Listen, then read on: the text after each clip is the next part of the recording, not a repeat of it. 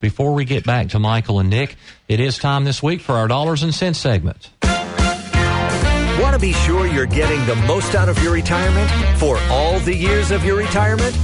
That's the primary goal of More Living with Jim Brogan and our Dollars and Cents segment, where we provide you with an important financial tip that will help positively impact the quality of your life in retirement. And now here's Jim with this week's Dollars and Cents tip. And this week for Dollars and Cents, I want to talk about market timing. And I know that everybody knows, well, you shouldn't try to do market timing, or at least most people know that. But yet I still get asked all the time, Jim, is this a good month or a bad month to be investing? Or should I be putting more into the market in a given month or taking more out of the market in a given month? I get asked that question really quite often. And people that I guess are thinking, well, there's got to be trends in different months of the year, and you hear about some of those things. So I want to talk about this week briefly. I'm not a big proponent of market timing really in many ways at all. And I think it's a recipe for really blowing up your portfolio if you're not careful.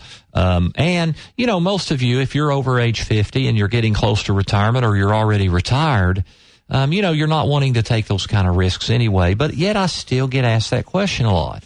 So I want to just point out a couple of things of why I think it's very dangerous to look at trends historically and try to make money on those trends. One is, far and away, the worst month of the year in the stock market is the month of September. Especially if you look at it over the last 30, 40 years, the month of September on average is a good full 1% per year worse than any other month, and it's in the minus. Yet this year we've had a tremendous surge. I mean, the market's up close to 6% for the month, I believe is the number.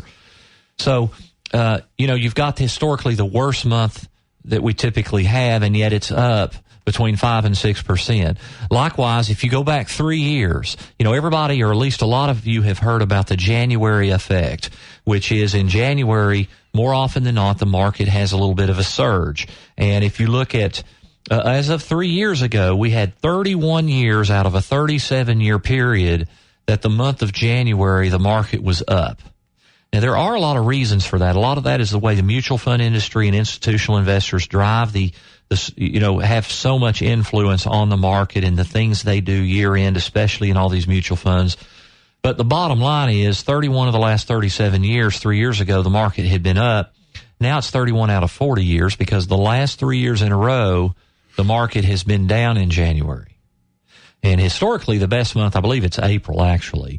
But the point is, I get asked that all the time. Is this a good, is the fall of the year a good year time or a bad year? We're coming up on an election cycle. Jim, should I be invested during an election cycle, a midterm election? It's very dangerous to be looking at those kinds of things and trying to time things, because you could end up getting out of the market at absolutely the worst time or getting into the market at absolutely the worst time. The most important thing is to have a disciplined approach to all of this.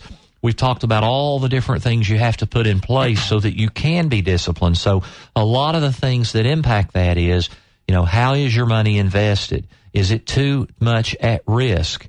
How are you taking income from your life savings? Are you taking your income? Is your income plan taking income from the right sources? I talk about a lot of those things on this show, but you need to have the right kind of plan in place. And, I'll say one of the most critical parts of your plan is to identify what is the level of risk that you're really, truly comfortable with, and then being sure you don't expose yourself to a lot more risk than that. I think 2 years ago, many of you discovered that you had a lot more risk in your portfolio than you realize. It's very important to understand the amount of risk you have in your portfolio and to plan for that accordingly. And I can't tell you how many times I have people come into my office and I look at their portfolio and I ask them what their goals and their objectives are. And when I hear them talk about the goals and objectives and we have a conversation about that, about what they want that money to do for them, is it doesn't match up with how they're invested. So, you've got to understand what is the amount of risk you really are truly wanting to take, and you invest around that. But I think in this market, it's so volatile right now, you've got to be able to take a 5 to 10 year view on how you invest your risk monies To do that, you've got to have an income plan in place. Even if you're 70 years old, you can invest your at-risk money in funds and stocks out 5 to 10 years if you're drawing income from the proper sources, if you have the right plan. Then you can be disciplined. But do not try to start timing things in terms of, should I be in the market? Should I be out of the market? Let's guess on that. It really could be a recipe of disaster. If you look at that data, September is far and away historically the worst month over the last 30 or 40 years. If you had pulled out of the market at the end of August, you'd have missed a big, this nice rally in the month of September. So be very, very careful with those things. So that's our dollars and cents segment for this week. Now, next week is going to be a financial show. We're going to get an update on the economic conditions right now, what we need to be thinking of as we move into the election cycle. What are we hearing about the tax cuts from that are set to expire at the end of the year? What'll happen if they don't expire? What'll happen if they, if they, what are they talking about maybe doing? So we're going to kind of have an update economically and then talk about some good financial planning tips to help you as you get closer to retirement or if you are already retired.